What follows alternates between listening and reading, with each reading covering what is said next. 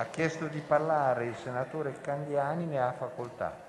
Grazie Presidente. L'argomento è certamente di quelli che solleva dibattito, e come è giusto che sia, perché è indubbio che a tutti noi sta a cuore la sicurezza all'interno delle carceri.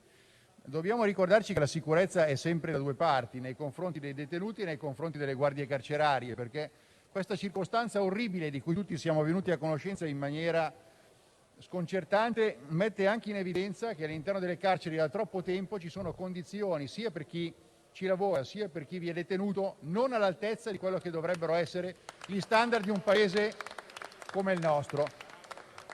E allora chiariamo subito una questione: quello che è accaduto all'interno delle carceri, che abbiamo visto dalle telecamere, è qualcosa che non può esistere in un ordinamento civile.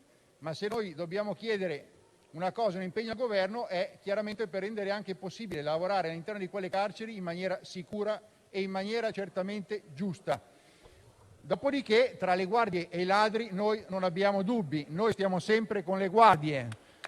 Bisogna garantire a chi viene carcerato la sicurezza, bisogna garantire a chi svolge il proprio dovere in uniforme di non subire poi anche condizionamenti rispetto a un sistema che vuole mettere i numeri sopra le guardie carcerarie come se fossero loro, sopra la polizia penitenziaria come se fossero loro i carcerati.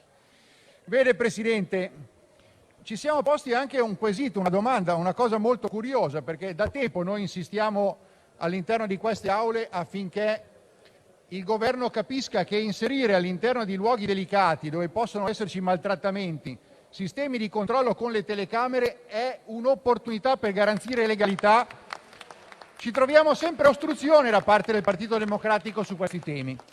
Bene, questa è una circostanza nelle quali il sistema di controllo a telecamera all'interno delle carceri ha garantito il poter mettere in evidenza una situazione di sopruso, garantendo che in futuro queste cose non possano più ripetersi. Noi lo chiediamo insistentemente perché ci siano sistemi che garantiscono e tutelino all'interno delle strutture protette per gli anziani, all'interno anche delle scuole materne, dove purtroppo abbiamo visto anche lì situazioni di maltrattamenti. Ma se lo dice la Lega non va bene, se lo dice Salvini si deve dire l'opposto. Questa è una circostanza che ci deve far riflettere quindi sotto molti punti di vista, anche dal punto di vista appunto della tutela di chi è in condizioni di poter essere offeso senza potersi difendere.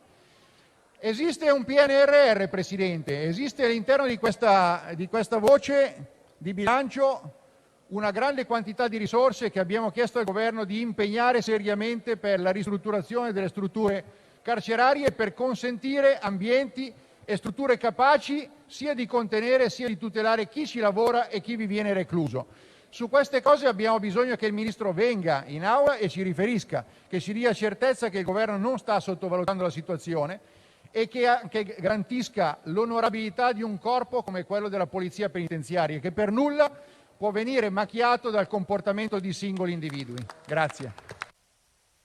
Grazie senatore Candiani.